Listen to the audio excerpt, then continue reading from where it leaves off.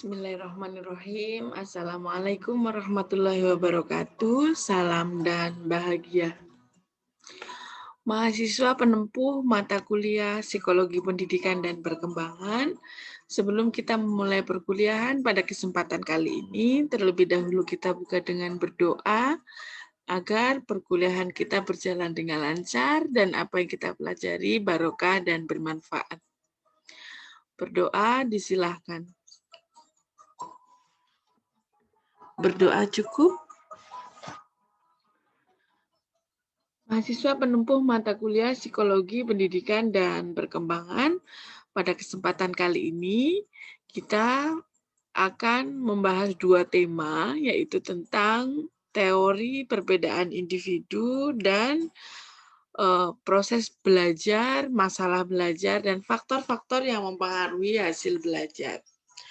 Sebelum kita membahas tema tersebut, terlebih dahulu kita mengingat kembali materi-materi yang sudah kita pelajari sebelumnya. Pada pertemuan sebelumnya, kita telah membahas tentang apa itu psikologi, sejarah psikologi, ruang lingkup, sampai kepada pertemuan terakhir kita membahas tentang faktor-faktor yang mempengaruhi perbedaan individu.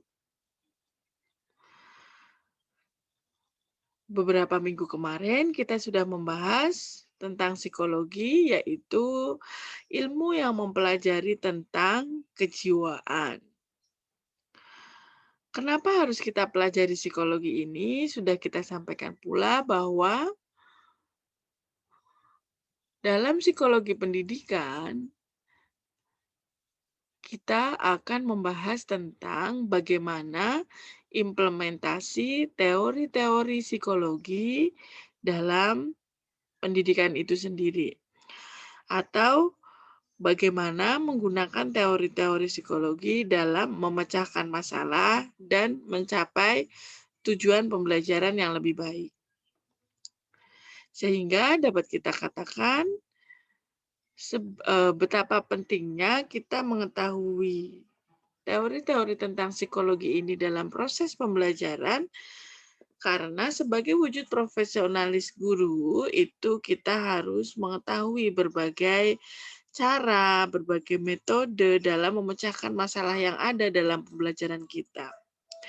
Salah satu alat yang dapat kita gunakan untuk memecahkan masalah tersebut yaitu dengan berbagai macam teori yang ada dalam psikologi. Karena dalam belajar itu sendiri merupakan interaksi antara guru dan siswa. Nah, dalam interaksi-interaksi tersebut banyak hal-hal yang dapat kita ambil bagaimana cara terbaik dengan bahasan-bahasan yang ada di psikologi ini.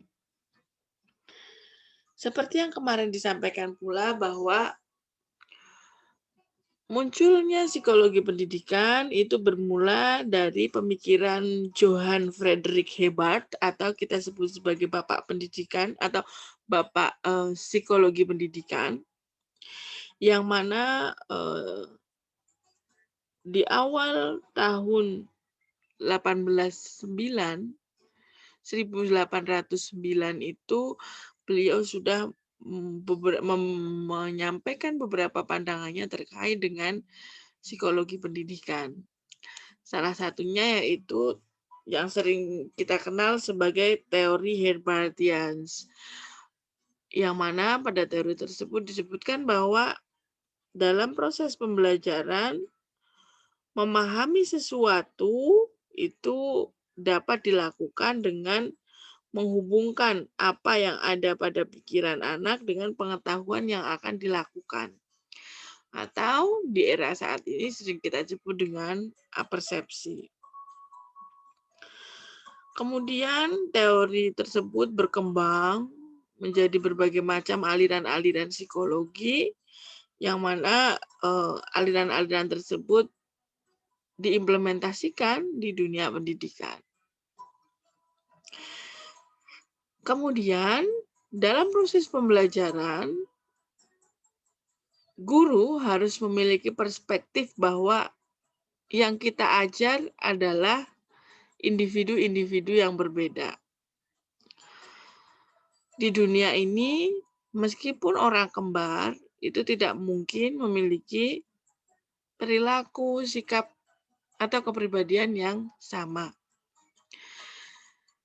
Kenapa orang-orang itu berbeda? Kenapa setiap individu berbeda? Pada pertemuan kemarin sudah kita bahas perbedaan-perbedaan tersebut disebabkan oleh banyak faktor. Beberapa faktor di antaranya adalah faktor keturunan, faktor lingkungan, faktor kemampuan dari aspek kognitif, afektif, dan psikomotor yang tergantung dari individu masing-masing. Minggu kemarin kita juga sudah membahas berbagai penelitian yang membuktikan kebenaran dari teori tersebut. Hasil diskusi kita dapat kita simpulkan bahwa tidak selamanya teori yang kemarin kita pelajari itu senada dengan yang ada di lapangan. Misalkan saja kemarin kita membahas tentang hubungan antara pekerjaan orang tua dengan prestasi belajar.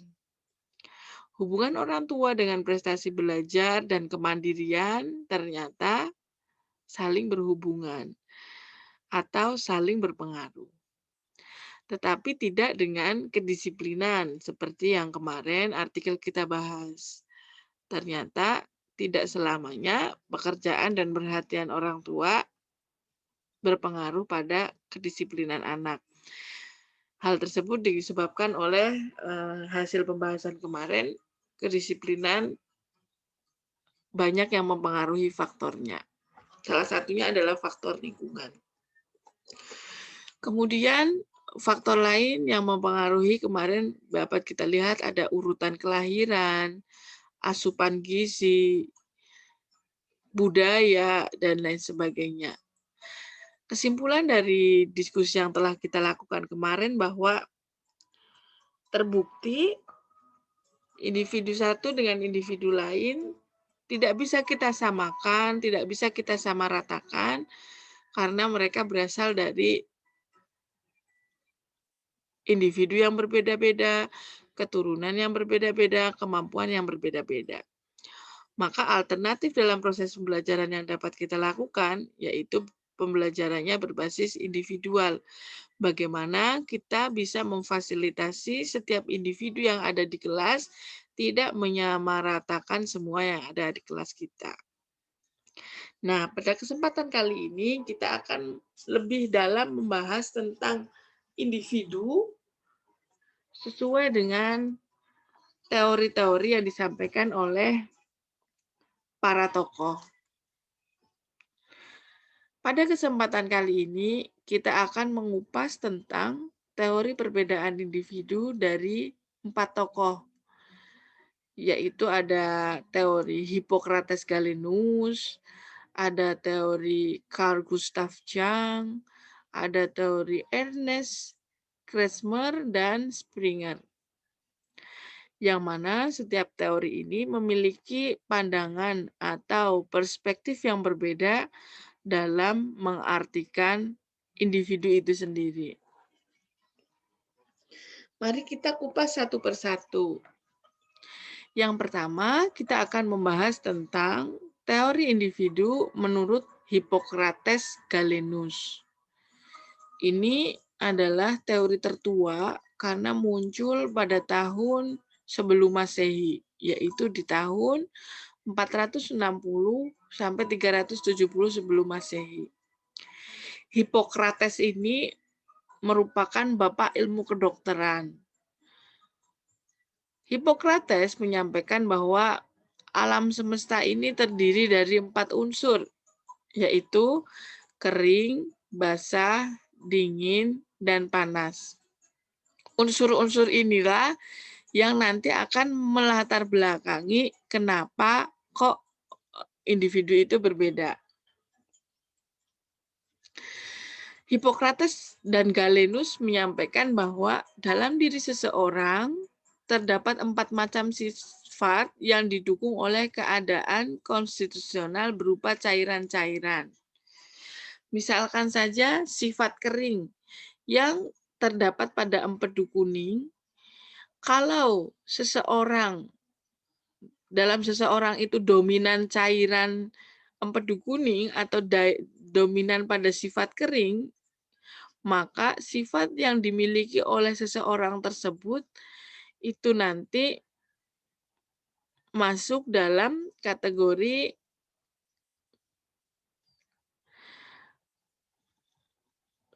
koleris. Kategori koleris ini adalah kategori yang mana orang tersebut memiliki sifat berkemauan keras, independen, memiliki visi praktis, produktif, tegas, dan memiliki jiwa kepemimpinan. Namun, dia memiliki sifat negatif, kejam, pemarah, sarkastis, sulit mengampuni, dominan, ceroboh, cepat puas, dan memiliki sifat negatif, dingin. Bagaimana dengan sifat basah, yang mana kecenderungan orang tersebut jika masuk dalam sifat basah, yang mana penggambaran sifat basah ini terdapat pada empedu hitam, itu dia memiliki jiwa yang melankolis. Orang yang memiliki jiwa yang melankolis ini memiliki sifat positif seperti perfeksionis, berbakat, analitis, tekun, disiplin, dan memiliki jiwa rela berkorban.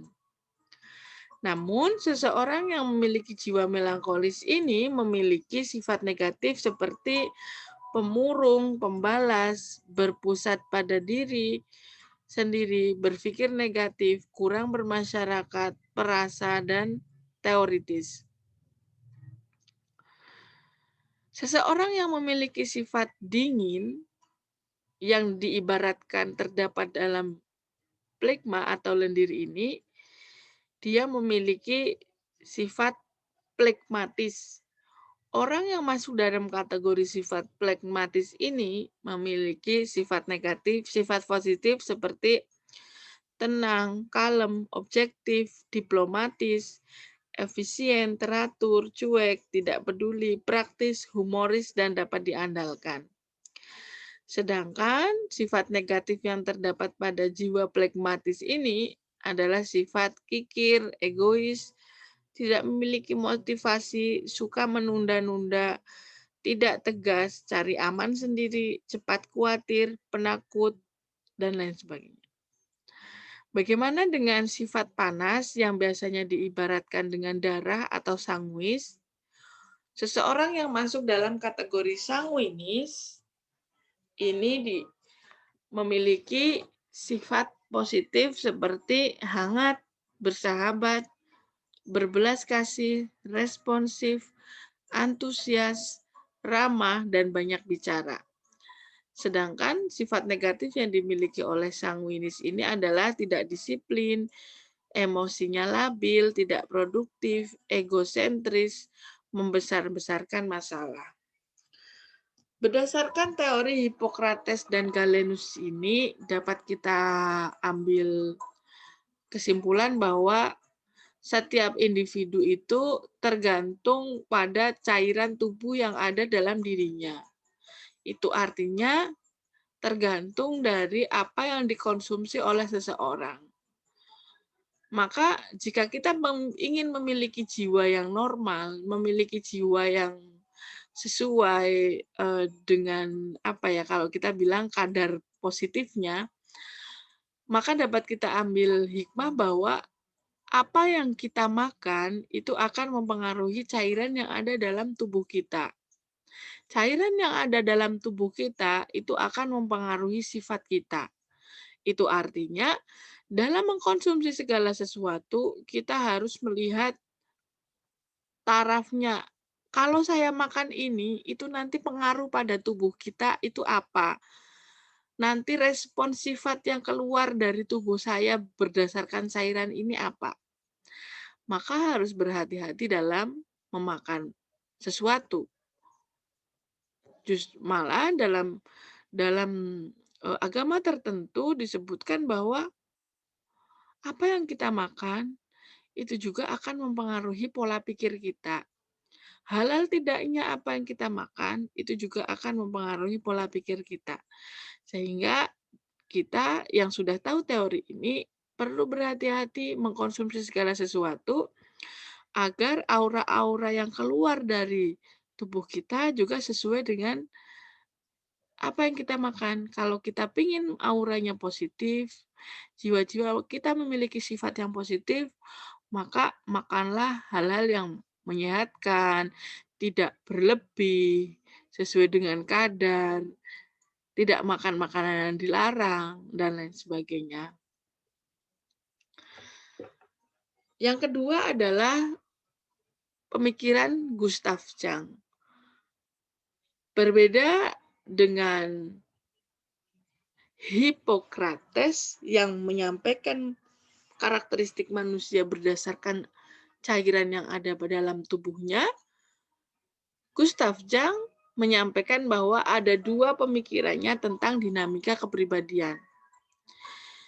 Dua pemikiran tersebut dia kategorikan sebagai yang pertama adalah kausalitas dan teleologi, dan yang kedua adalah progression dan regression. Apa itu kausalitas? Kausalitas merupakan peristiwa yang dirasakan pada saat ini dan berasal dari pengalaman yang ada pada masa lalu. Atau kita sebut biasanya di kata mutiara, what you do know, it's you in the future. Apa yang kamu lakukan sekarang adalah kamu di masa depan. Sehingga apa yang kita lakukan saat ini itu menentukan masa kita di masa yang akan datang. Kalau kita saat ini bermalas-malasan, kita saat ini tidak melakukan proses perubahan-perubahan, maka sudah bisa terlihat masa depannya seperti apa. Begitu juga kalau kita sekarang berusaha terbaik, selalu belajar, melakukan proses yang terbaik, maka kita bisa melihat masa depannya juga seperti apa. Sedangkan teleologi merupakan peristiwa saat ini yang terjadi karena dimotivasi oleh tujuan dan aspirasi untuk masa depan yang mengarahkan nasib seseorang. Dari teori ini dapat kita simpulkan bahwa perilaku seseorang terbentuk karena hubungan sebab akibat dan teleologi, dan keduanya harus seimbang. Mimpi dapat membantu seseorang untuk menentukan masa depan. Dalam proses pembelajaran di sekolah dasar, dapat kita implementasikan bahwa meskipun penanaman-penanaman nilai positif, meskipun penanaman-penanaman kepribadian, karakter, dan lain sebagainya belum terlihat di saat ini, kita percaya usaha-usaha terbaik kita akan menentukan masa depan anak-anak kita. Kalau tidak terlihat saat ini, kita akan melihat keberhasilannya di masa depan. Yang intinya usaha tidak akan mengkhianati hasil. Kalau usaha sudah maksimal, insya Allah hasilnya juga maksimal. Kemudian pemikiran yang kedua adalah pemikiran tentang progression and regression. Untuk mencapai realisasi diri atau self-realization, seseorang harus dapat beradaptasi dengan lingkungan luar dan dunia yang ada di dalam diri seseorang itu sendiri. Progression itu sendiri adalah adaptasi pada dunia luar yang melibatkan aliran energi maju positif atau aliran maju energi psikis, mendorong seseorang untuk bisa bereaksi secara konsisten terhadap lingkungan tertentu. Jadi kalau di sini disebutkan kalau kita ingin menjadi pribadi yang baik, maka kita juga lingkungannya juga harus baik. Sedangkan regression adalah adaptasi dalam dunia batin yang mengandalkan arus mundur energi psikis, merupakan langkah mundur yang diperlukan untuk mencapai keberhasilan dari suatu tujuan. Jadi lebih kepada Kalau kita melakukan sesuatu itu berpikir, "Aku melakukan ini untuk apa? Tujuannya apa? Kok saya harus melakukan ini?" Agar lebih, menyesuaikan diri dalam lebih kepada kalau kita sebut dengan niat gitu. Nah, progression and regression ini sangat penting jika seseorang ingin mencapai realisasi diri atau pertumbuhan diri. Jadi kalau kita ingin menjadikan seseorang yang lebih baik, maka kita harus bisa menyesuaikan diri dengan lingkungan dan juga harus menata batin kita agar apa yang kita lakukan itu semua bermakna. Kenapa kok saya melakukan ini? Apa dampak baiknya? Apa dampak buruknya? Itu selalu dipikirkan. Berbeda dengan Hippocrates dan Jung, Kresmer juga memiliki pemikiran tersendiri. Kalau Hippocrates disesuaikan dengan cairan-cairan yang ada di tubuh, kalau Jung disesuaikan dengan adaptasi baik dalam diri maupun di luar diri seseorang, Kresmer memiliki pemikiran yang berbeda. Kresmer mengatakan bahwa kepribadian seseorang itu bergantung pada bentuk tubuh. Kresmer menyebutkan orang yang memiliki tubuh tinggi kurus dan atletis itu diasosiasikan dengan orang yang senang menarik diri dan kurang bergaul. Sedangkan orang yang pendek, gemuk adalah orang yang memiliki emosi yang kurang stabil atau emotional instability.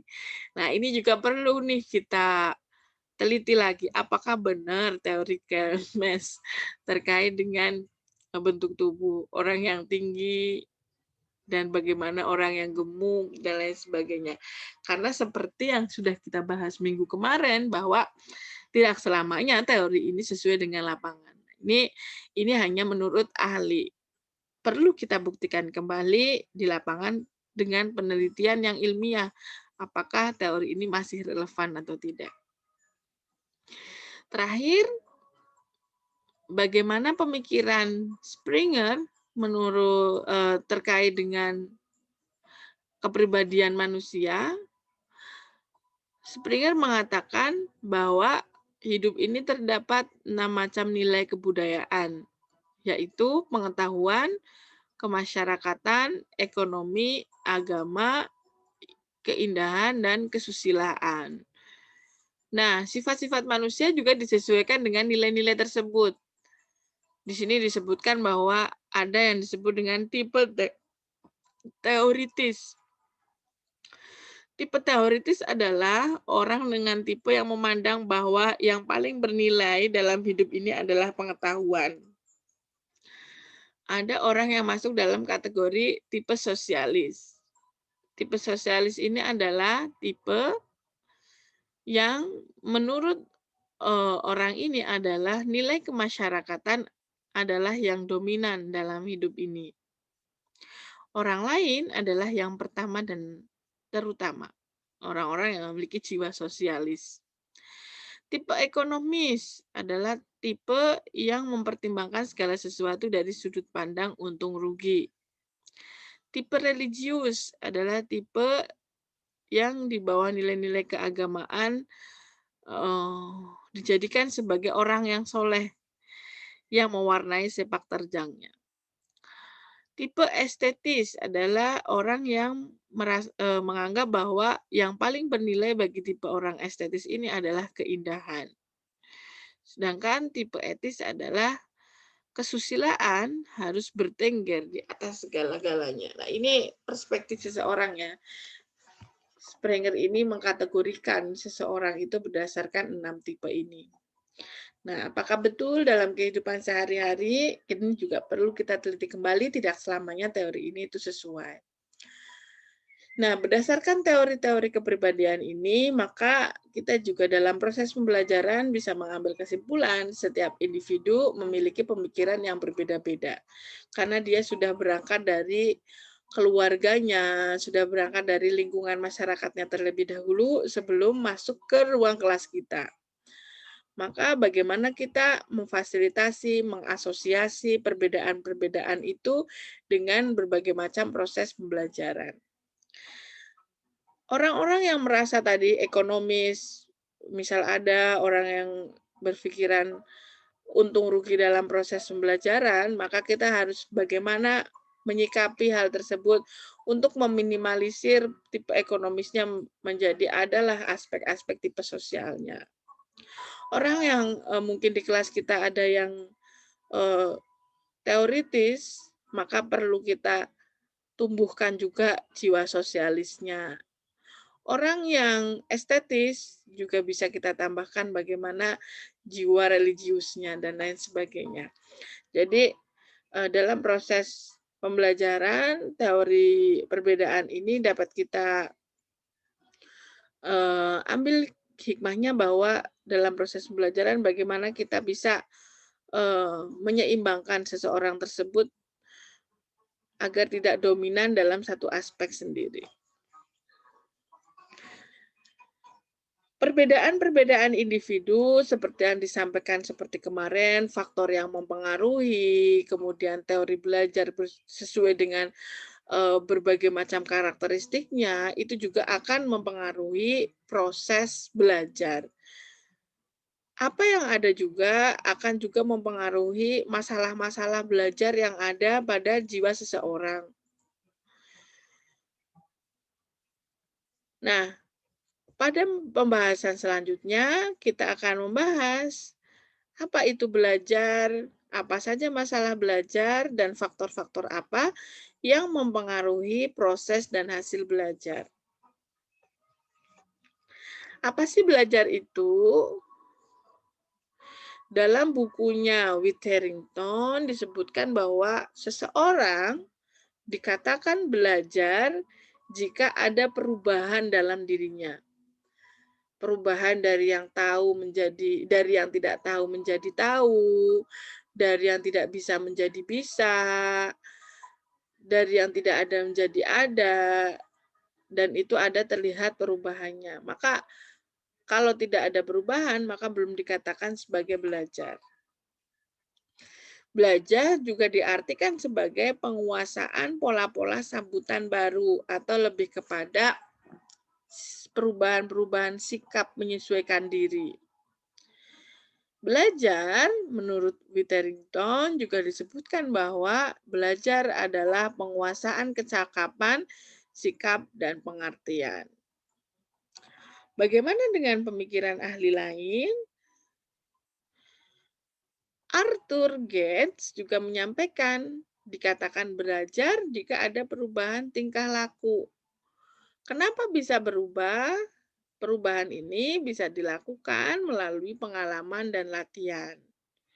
Maka aktivitas-aktivitasnya lebih kepada yang penting perubahan tingkah lakunya. Tingkah laku ini bisa berubah melalui pengalaman dan latihan. Berbeda dengan Crow, Crow mengartikan belajar adalah suatu proses aktif yang perlu dirangsang dan dibimbing ke arah hasil-hasil yang diinginkan.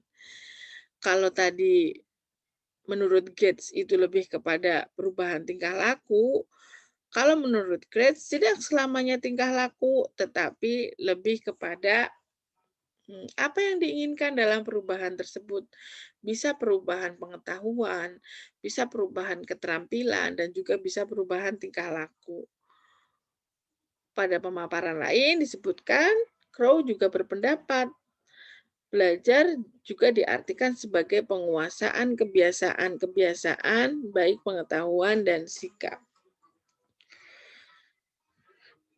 Bagaimana dengan pernyataan Max terkait dengan belajar?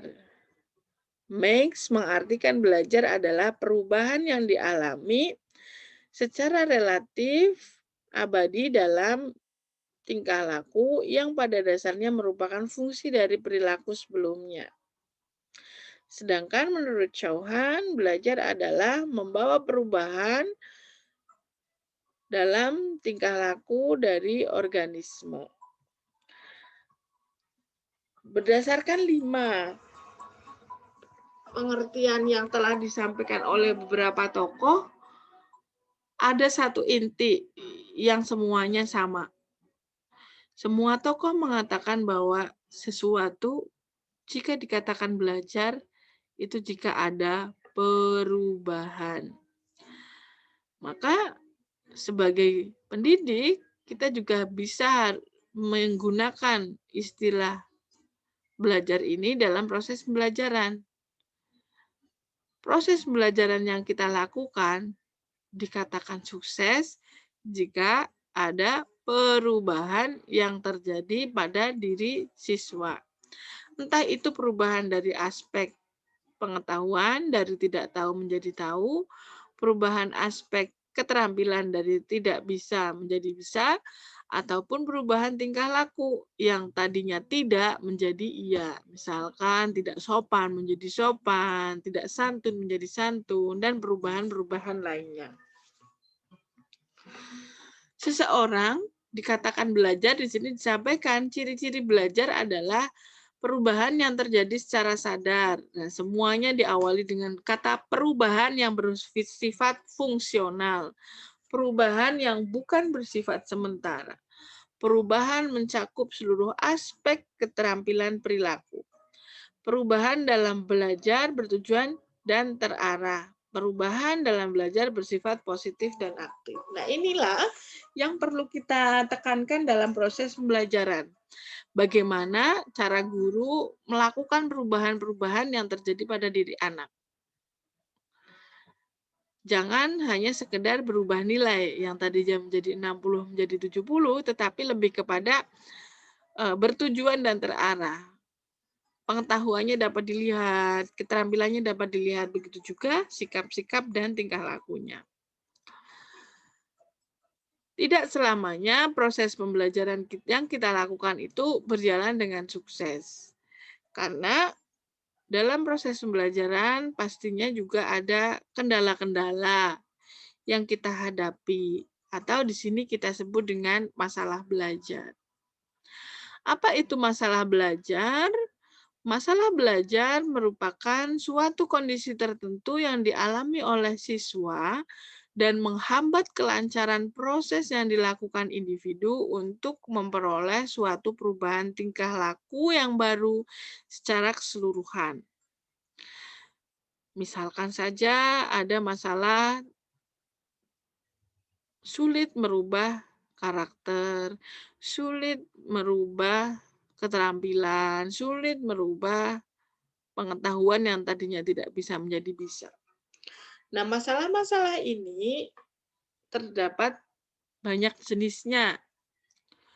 Salah satunya jenis-jenis masalah belajar bisa berawal dari keterlambatan akademik. Keterlambatan akademik bisa terjadi seperti yang kemarin kita bahas. Bisa terjadi karena faktor keturunan, bisa terjadi karena faktor lingkungan, bisa terjadi karena asupan gizi yang dimakan, kecerdasan, dan lain sebagainya. Masalah belajar juga bisa timbul dari kemampuan anak dalam kecepatan belajar. Ada yang mudah nangkep, ada yang sulit nangkep, ada yang sulit fokus, ada yang sulit fokus, sulit bagaimana dalam proses pembelajaran itu bisa fokus, itu juga ada. Ada yang sangat cepat memahami dan lain sebagainya.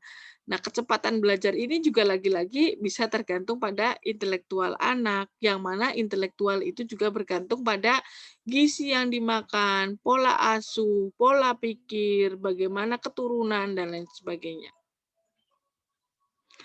Masalah belajar juga bisa timbul karena adanya kurangnya motivasi belajar. Nah, motivasi ini kenapa bisa berbeda-beda? Karena perhatian yang diberikan oleh guru, perhatian yang diberikan oleh lingkungan, perhatian yang diberikan oleh orang tua dan pola asuh itu juga mempengaruhi motivasi.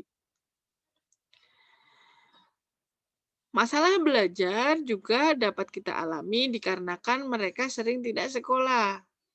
Ini berbanding lurus dengan motivasi. Tidak mau masuk sekolah juga berbagai macam alasan.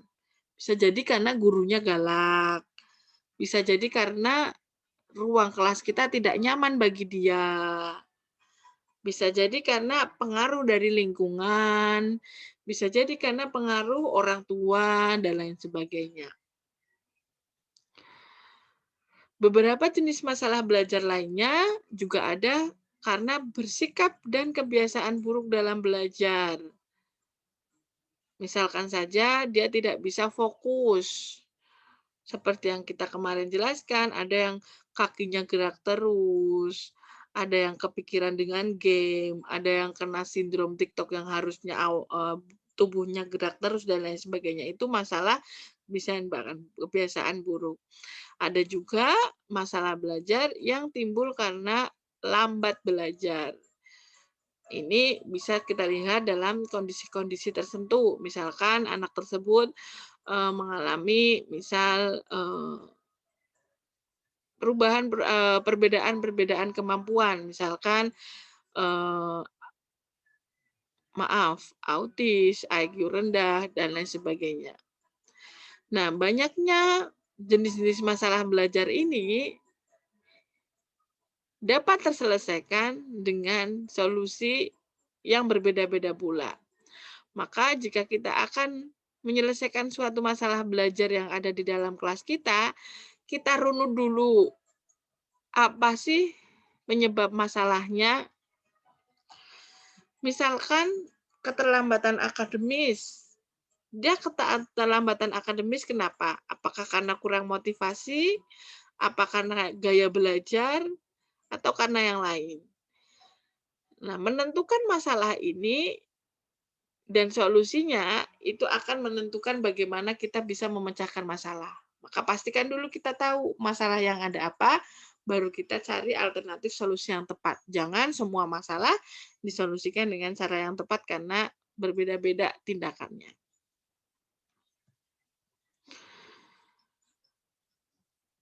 Masalah-masalah belajar itu nantinya juga akan mempengaruhi proses dan hasil belajar. Setidaknya ada 2 faktor yang mempengaruhi proses dan hasil belajar, yaitu dari faktor internal dan faktor eksternal.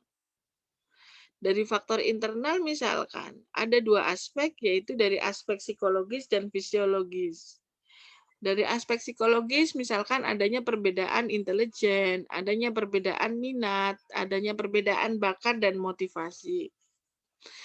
Nah, kalau misal seperti ini, maka kita harus lihat dulu apakah dia permasalahan intelijennya. Kalau tahu permasalahan intelijennya, maka kita solusikan sesuai dengan karakteristik bagaimana meningkatkan intelijen. Faktor internal kedua yaitu dari fisiologis. Ada gangguan-gangguan fisik tertentu yang dihadapi oleh peserta didik. Ini juga akan mempengaruhi proses dan hasil belajar. Sedangkan dari faktor eksternal, bisa faktor-faktor yang mempengaruhi hasil belajar dan proses itu bisa terlihat dari lingkungan sekolah, masyarakat, dan keluarga.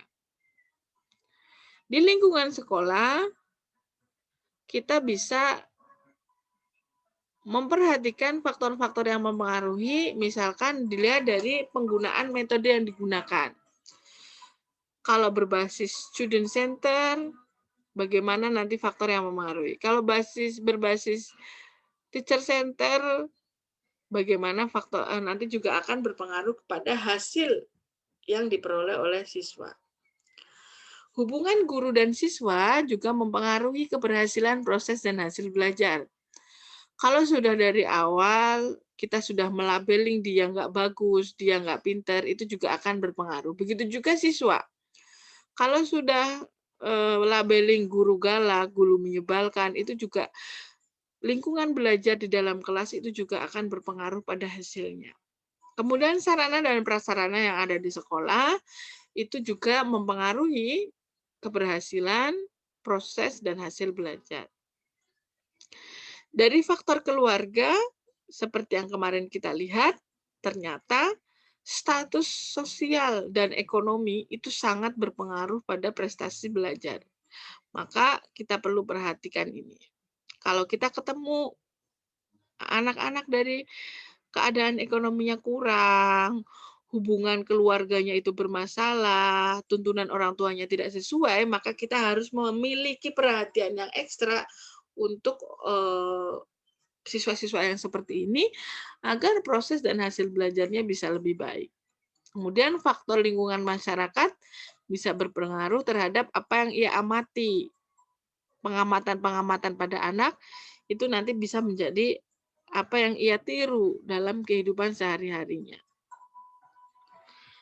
Nah, berdasarkan teori-teori yang telah kita bahas, mari kita diskusikan bagaimana fenomena proses belajar di sekolah. Masalah-masalah apa yang biasanya dihadapi dan dominan mana faktor internal dan eksternal dalam pengaruhnya terhadap hasil belajar. Poin-poin ini akan kita diskusikan saat kita nanti melakukan kegiatan sinkronus. Sampai bertemu di kegiatan sinkronus. Sukses untuk kita semua. Terima kasih. Wassalamualaikum warahmatullahi wabarakatuh. Salam.